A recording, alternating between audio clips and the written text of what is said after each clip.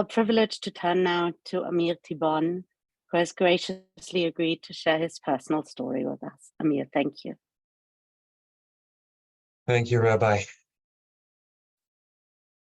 My home has been destroyed on Saturday. Saturday, October 7, is the worst day in the history of the State of Israel.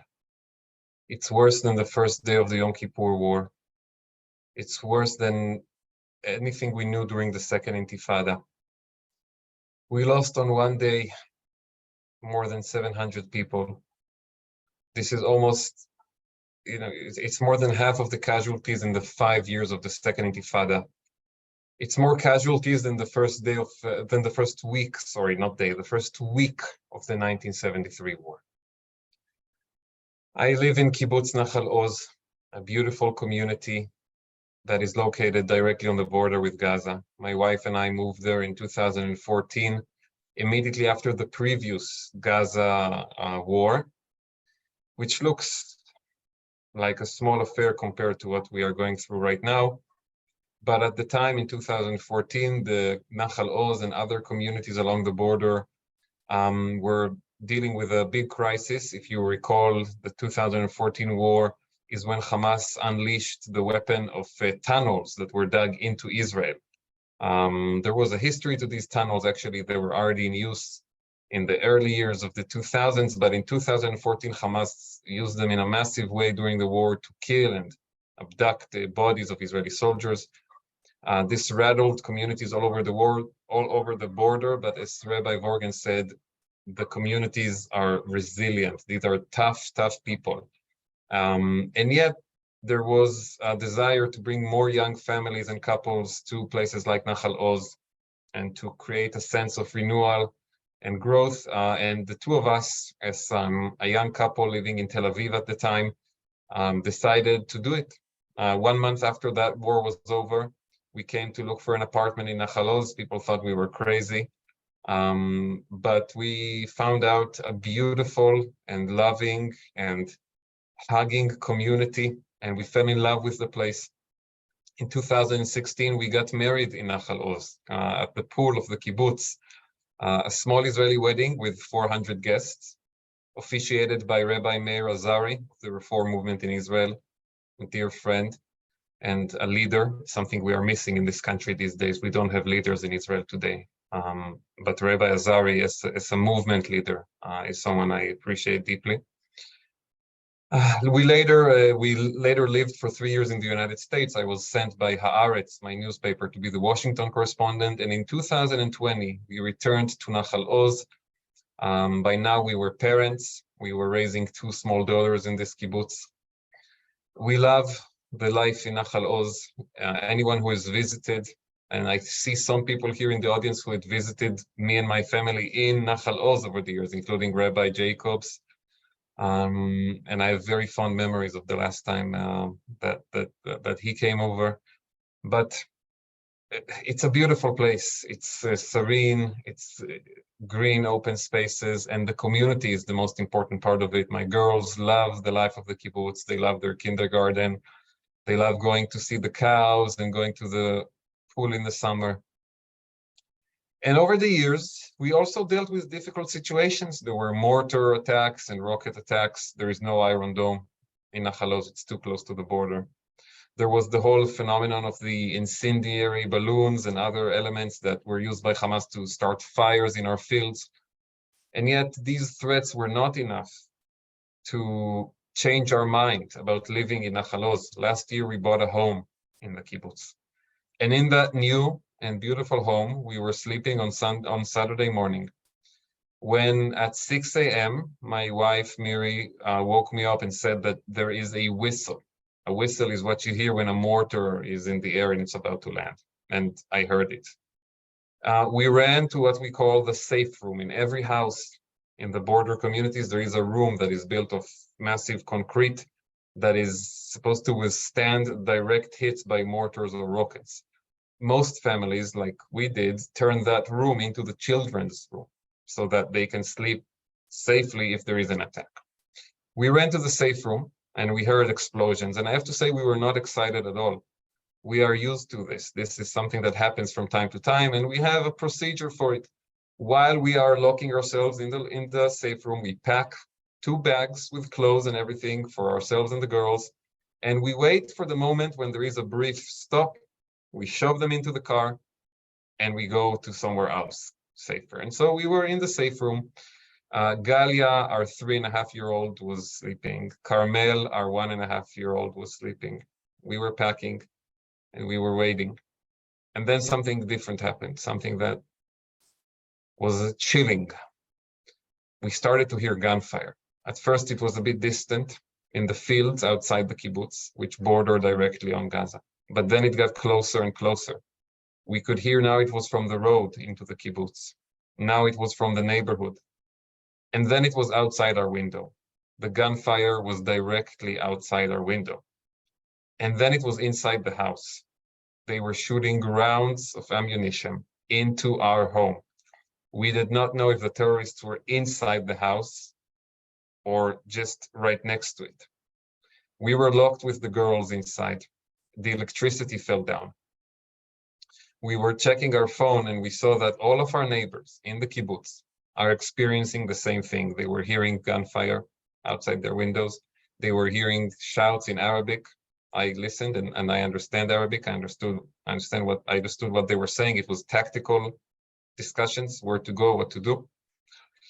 And we realized that we were alone. When we moved to Nachal Oz, as I said, the biggest fear was the tunnels.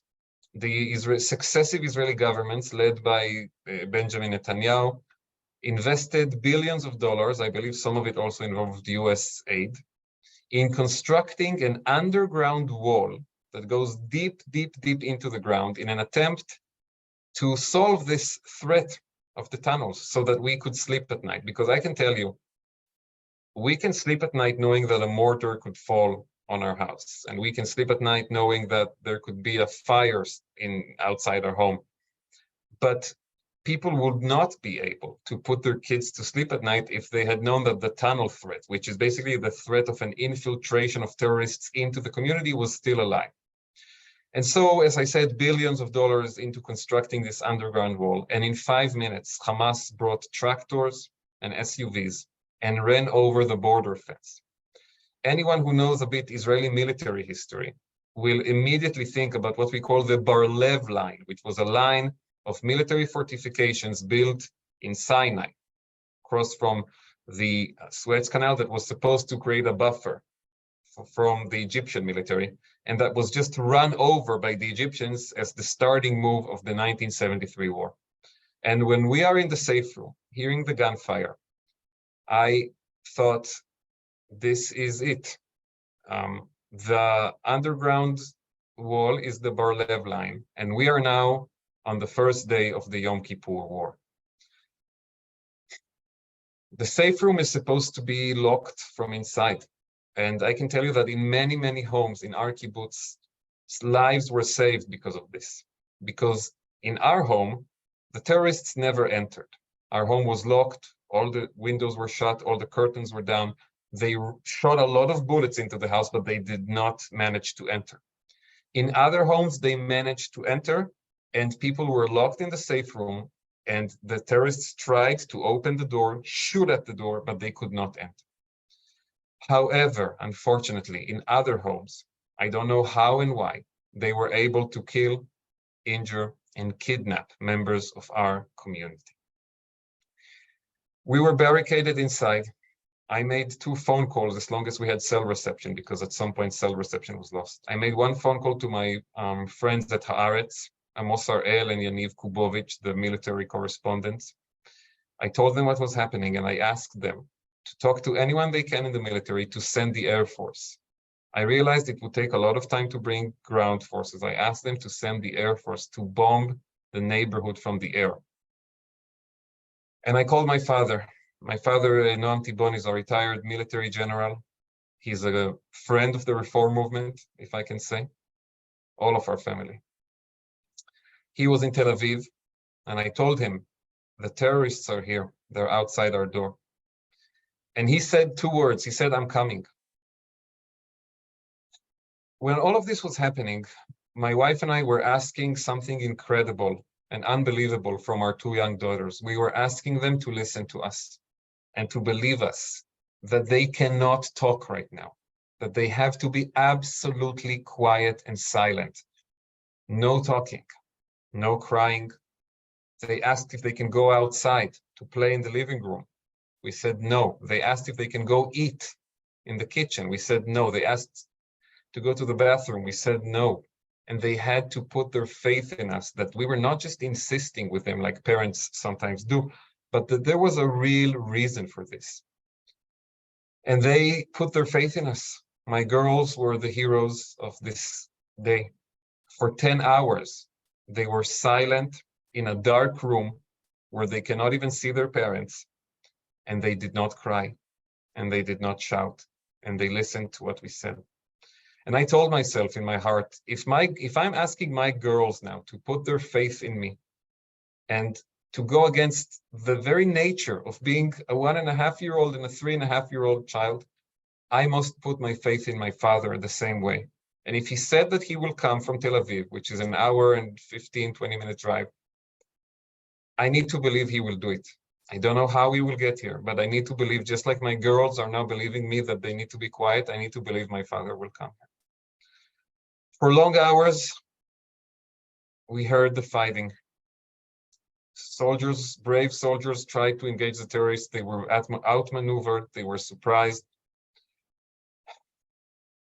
Our neighbors were riding in the group as long as there was cell reception. The terrorists were in their house trying to break in. My colleagues Amos and Yaniv, who courageously tried to help, told me that I need to understand the severity of the situation. Nachal Oz was one of many scenes of chaos that morning.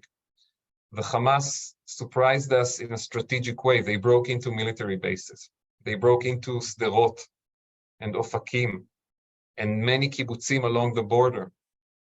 They arrived at the scene of a music festival and slaughtered more than 200 people just there. The worst terror attack in the history of the state of Israel. The magnitude of the failure is impossible to comprehend. And I have to say, after this war will be over and Israel will win, each and every one of the people responsible for this failure, starting with the corrupt Prime Minister Benjamin Netanyahu, will be thrown into the dustbin of history. But this is for tomorrow. Now we are fighting. I understood the severity of the situation, that we are alone. And I prepared to die.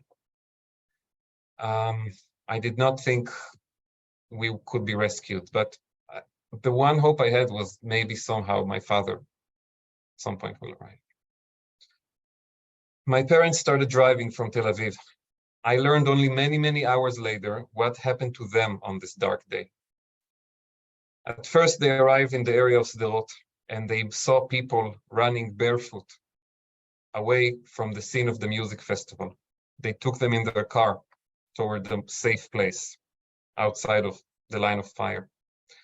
They arrived at a nearby community, Kibbutz Mefalsim. My father teamed there with one brave soldier who agreed to come with him to Nachal Oz and try to fight the terrorists in our neighborhood who were entering houses and trying to kill people. The two of them drove toward Nachal Oz. My father had only a pistol. He's retired. He's over 60. And while they are driving, they see ahead of them an Israeli military jeep being ambushed by a Hamas cell and fighting. They stopped the car.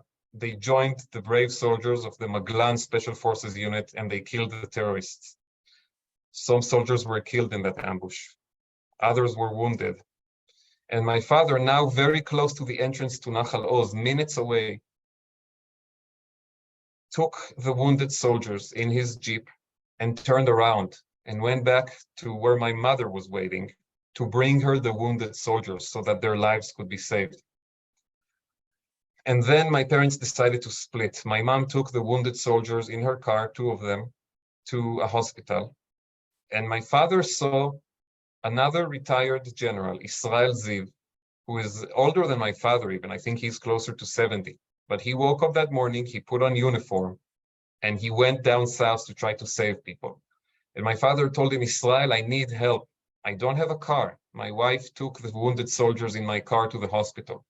Please take me to Nachal Oz. I need to go and save my family. I need to go and save other people in that kibbutz. And Israel Ziv, in an act of extreme selflessness, decided to risk his life and drive my father to Nachal Oz on the same road where there was an ambush before, in a regular car. They made it.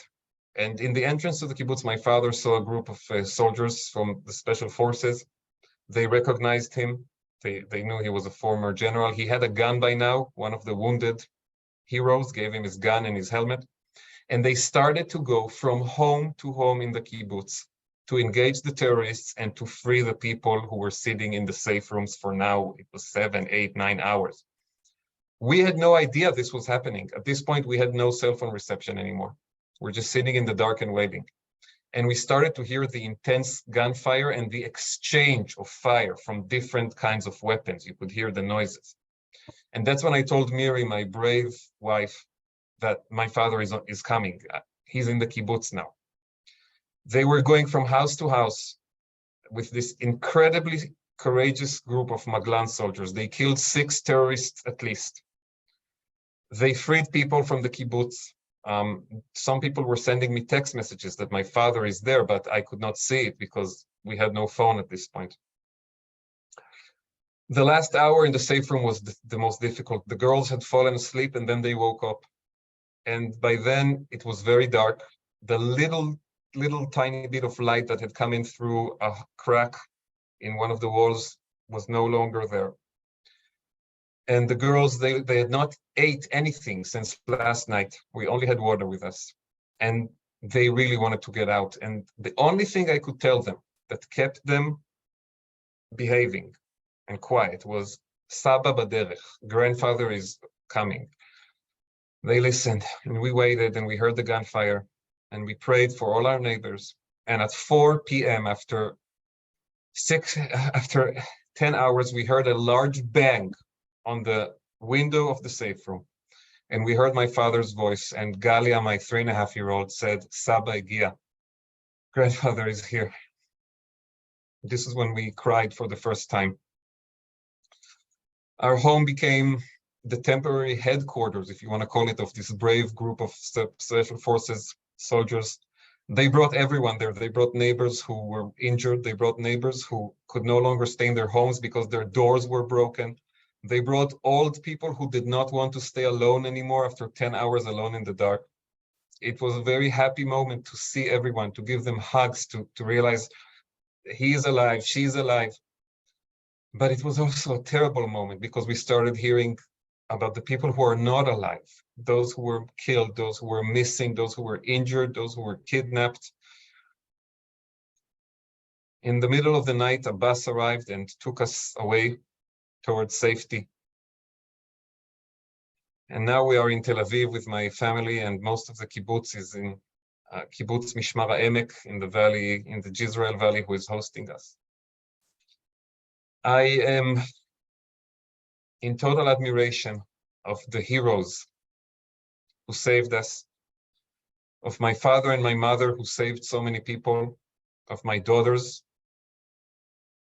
And I have to say at the same time, I am in complete shock over what happened to our country and to our community. The most important issue right now is the people who are kidnapped in Gaza. There has to be an absolute international demand, not for Hamas to be responsible for their fate or diplomatic jargon of this kind that I know as a diplomatic reporter. The demand has to be their immediate release. These are civilians, these are citizens, there are many women there, children, elderly people, Holocaust survivors. This is incredibly important. I spoke today before a group of ambassadors from the UN Human Rights Council, and I told them, please, your governments should not say Hamas is held responsible. Your governments should say, release these people now. And I want to commend one of the only leaders in Israeli politics today, Mansour Abbas, the leader of the United Arab List Party, who put out a statement in Arabic and in Hebrew this evening, saying that holding women and children captive and sick and elderly people captive is against the laws of Islam and that Hamas must release them immediately.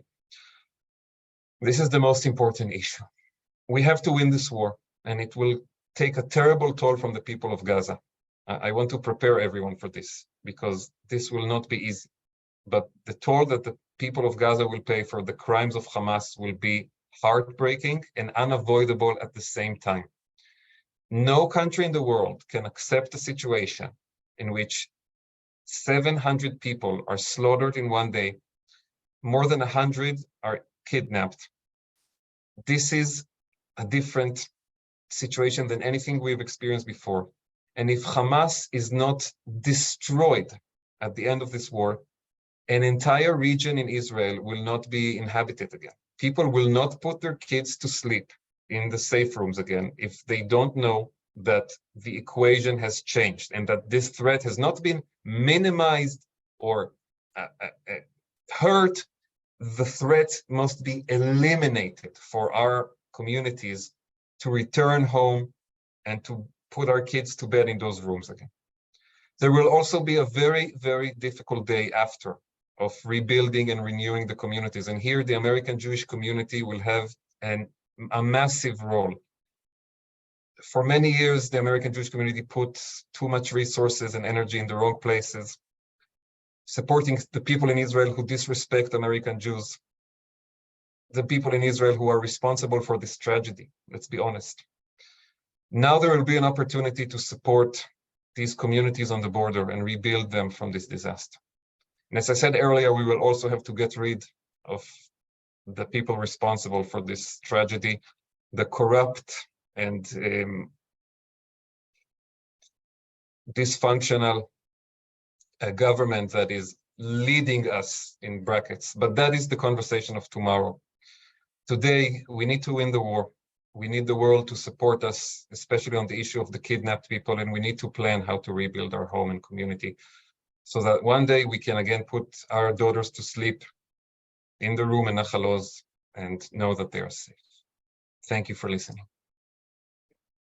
Thank you. Thank you so much. I think I'm not the only one with a few tears in my eyes right now.